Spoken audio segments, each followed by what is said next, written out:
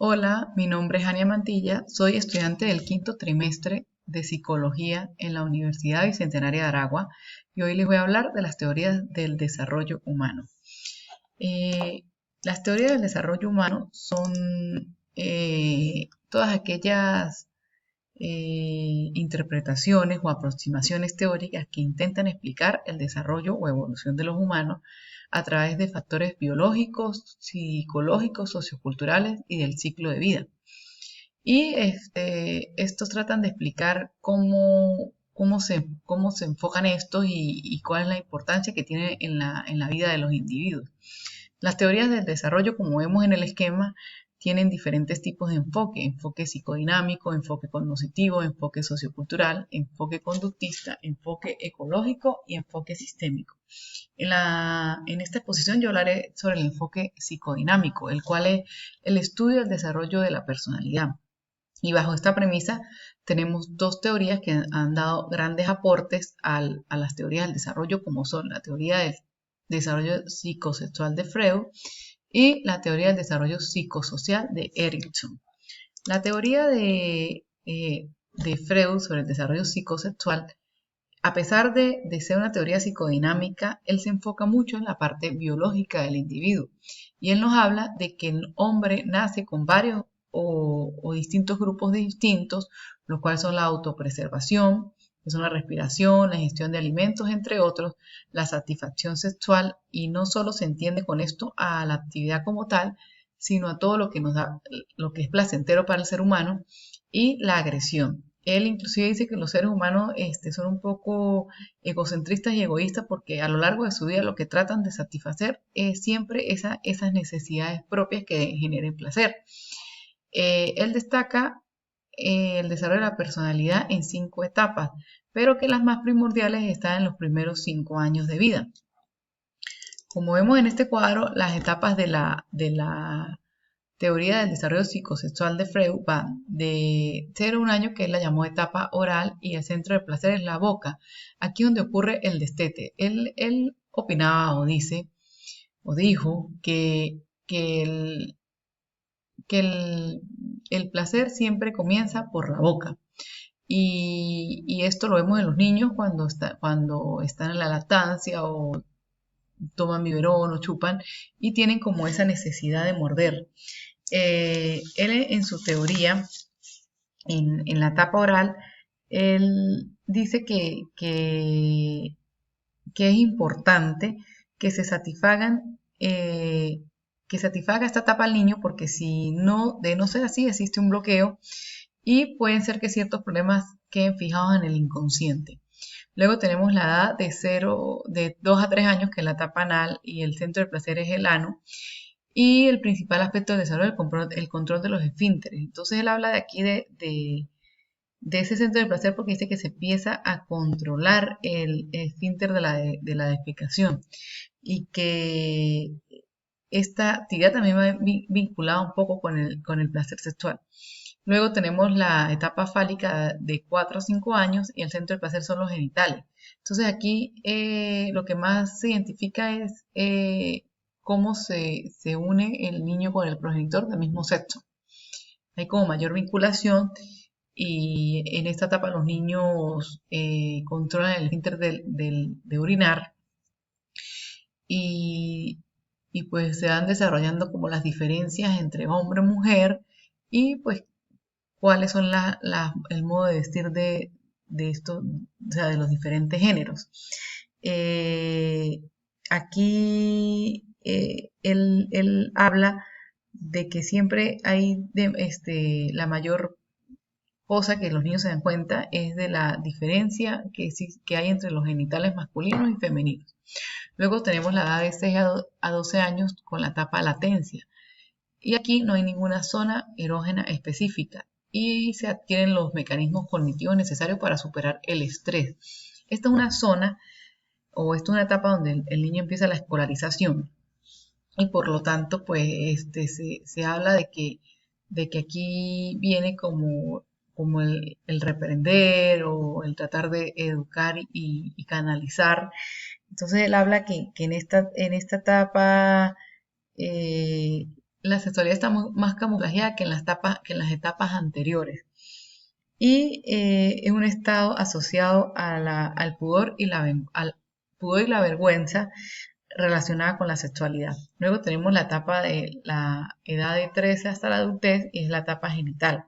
El centro del placer son los genitales, y aquí viene donde vienen las relaciones maduras. Se desarrolla ya la sexualidad propiamente y los humanos adquieren como la seguridad y el apego con otras personas.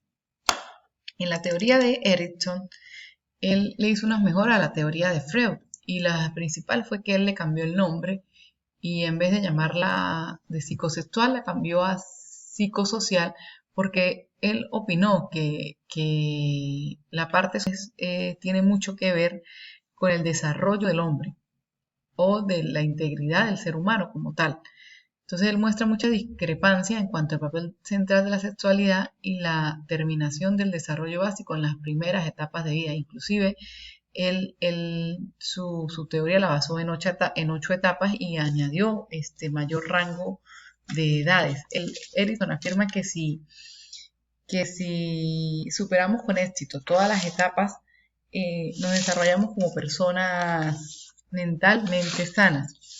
Y el fracaso en cualquier etapa causa carencias mentales, como la culpa abrumadora o la desconfianza, que esto acompañará durante toda la vida. Las etapas del desarrollo psicosocial de Erickson son la confianza versus la desconfianza, que es de 0 a 2 años, algunos lo etiquetan hasta año y medio, que es donde el recién nacido tiene una relación de dependencia, sobre todo con su madre, y en ella encuentra la satisfacción plena de sus necesidades. Dichos cuidados garantizarán paulatinamente el aprendizaje, el desarrollo y sobre todo la confianza, si sus requerimientos básicos son completamente atendidos en el momento oportuno. Luego tenemos la etapa 2, que es la autonomía versus la vergüenza y duda, de 2 a 3 años. Aquí los niños comienzan a gatear y pues un poco a valerse o a desplazarse de un sitio a otro. Pegar y llorar constituyen su mayor lenguaje, y lenguaje para obtener lo que desean, por supuesto. Y ellos, si esto no se complementa o no se experimenta como la atención de la necesidad en el momento, el niño puede crear como una cierta duda o vergüenza en su realidad o en su mente. Luego tenemos la tercera etapa, que es la iniciativa versus la culpa. Entonces aquí viene la etapa del juego, que el niño crea como una realidad a través del juego y le da como importancia a las cosas que le tienen mayor interés, o los roles los va descubriendo a través del juego. La rivalidad y los celos también suelen aparecer en esta etapa. Y él quiere ser tratado como un niño especial y rechaza cualquier deferencia a la madre y hacia otros. Si no recibe un trato realmente privilegiado, desarrolla culpa y ansiedad. Luego tenemos la cuarta etapa, que es la curiosidad versus inferioridad. Y aquí es donde el niño comienza la etapa escolar. Entonces, independientemente de que se sienta a gusto o insatisfecho, el niño empieza a obtener un reconocimiento. Entonces, aquí es esta etapa es donde se debe crear un reforzamiento positivo de las conductas que el niño hace bien y no está recalcando lo que él está haciendo mal. Luego, en la quinta viene la búsqueda de la identidad versus la difusión de la identidad, que es de los 12 a los 20 años, que es una edad de muchos cambios físicos y, o sea, aparentes en los jóvenes, y ellos siempre tienden a buscar la aprobación, y por eso se llama como identidad o difusión, porque de no concretarse bien esta etapa, ellos pueden quedar como que no se muestran realmente cómo son y no logran construir como una identidad sólida. Y de lo contrario, ellos ensayarán sucesivamente pretender ser lo que no son. Luego tenemos esta etapa, que es la intimidad versus el aislamiento. Aquí es una etapa donde se concreta como la adultez, donde se es preparado para asumir nuevos retos y lograr como una estabilidad. Aquí se logran compromisos sentimentales, laborales, políticos. Esta Sí, es como una etapa básicamente a la adultez. Luego tenemos la etapa 7 que es la generatividad versus el estancamiento, de 40 a 60 años. Entonces aquí es donde se busca como criar nuevas generaciones y de no ser así hay como un sentimiento de frustración o de estancamiento si no se consigue. Eh, pero bueno, las personas tienden a aprender mucho de estas lecciones. Luego tenemos la etapa 8 que es la integridad versus la desesperación, que es 60 años hasta la muerte. Entonces, esta suele ser una etapa serena o llena de inquietud, de acuerdo a cómo se hayan vivido las etapas anteriores. Eh, en esta etapa se tiene que tener una capacidad de formulación sobre la realidad de la época en la que se está pasando, o sea, de esos años. Si hay integridad, se combina la reflexión con la experiencia. Y en caso de que se traigan conflictos de las etapas anteriores, puede haber un sufrimiento y un temor a la enfermedad y a la muerte como tal. Eh, para culminar, puedo decir que ninguna teoría del desarrollo es suficientemente amplia para explicar todos los aspectos involucrados en la constitución del ser humano. Algunas teorías le dan más importancia a los factores internos, que son los biológicos, y otras a los externos, que son los ambientales, en el desarrollo del sujeto. Sin embargo, la mayoría de los psicólogos creen que ambos factores biológicos y ambientales, naturaleza con crianza, juegan un papel muy importante en el modelamiento de la mente y la conducta humana. Muchísimas gracias, esto fue todo.